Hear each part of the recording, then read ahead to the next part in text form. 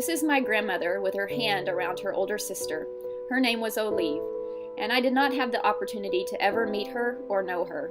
She was born on October the 30th, 1924 in El Paso, Texas. Her dad was a fireman and her mom was a hairdresser. Her dad and mom divorced when Olive was 9 years old. Olive never felt comfortable living with her mom or dad, so she ended up living with her grandmother on her mom's side. Olive married a young man who shortly after their marriage left for war. While her husband was overseas, she got a job as a telephone operator on an Air Force base. There, she met a skinny, lanky serviceman from Kirbyville, Texas. Leonard Marshall McNeely was my grandpa and the love of Olive's life. She called him Tex and did not tell him that she was married at first. When her husband came home on leave, Tex was startled, but he loved Olive. Olive divorced her husband and she and Tex were married in January of 1946. They did not have a lot of money to live on and rented a basement room below a restaurant and would eat whatever was on special in the restaurant above them. In 1949, my mom, Marcia, was born. Her brother Lynn was born in 1950, and her brother Danny was born in 1952. Olive and Tex had a rocky relationship. They were separated when Danny was born. My mom said at the time they were living in a scary house not far from a penitentiary. She said she always felt scared.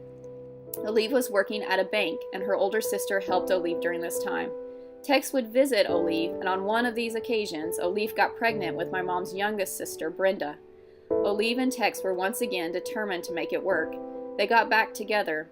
This did not solve their problems, and my mom, even though she was very young, remembers hearing her parents fighting. Tex and Olive would go out dancing or honky-tonking, as they used to say. One night, Olive got drunk and went outside with someone. Tex found out, and he went out and got her into the car. My mom remembers Olive having a black eye and busted lip the next morning. My mom is not sure when Olive's drinking began, but when she was very young, she had to assume the role of mother for her younger brothers and sister. She remembers having to go into the store to buy her mom cigarettes. She remembers seeing her hide her can of beer in the cabinet as she was cooking dinner. Tex and Olive finally got a divorce. They went to court, and my mom was told that they were going to be taken away from both Tex and Olive, but the judge knew Leonard's new girlfriend, Delva, so Leonard and Delva got married and received custody of the kids.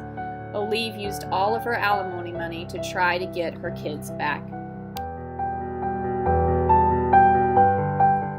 Last time my mom saw Olive, her hands and arms were contorted in abnormal ways and her tongue was outside of her mouth.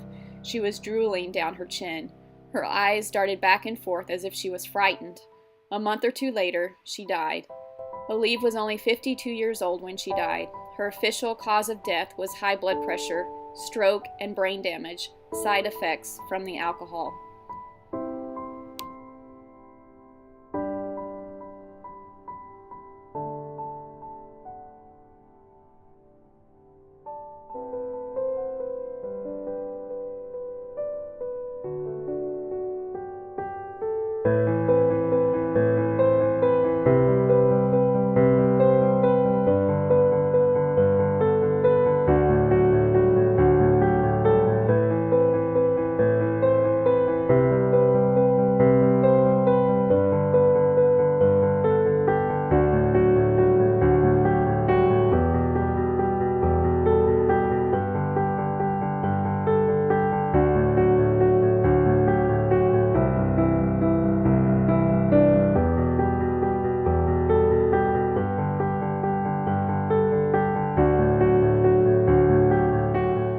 So how did alcohol affect my grandmother? Well, she doesn't get to know my mom, her daughter, as well as she could have. She does not get to see the great mom my mom turned out to be. My mom graduated from college and became a teacher. She was married to my dad, and together they had some pretty amazing kids, which includes me.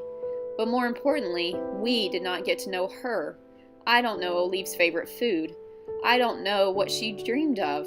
I don't know if she enjoyed seeing the amazing sunsets in New Mexico like I do. I don't know what it would have been like to have her here at Christmas time, or what traits she had passed down to me. I don't have the opportunity to know my grandmother, Olive.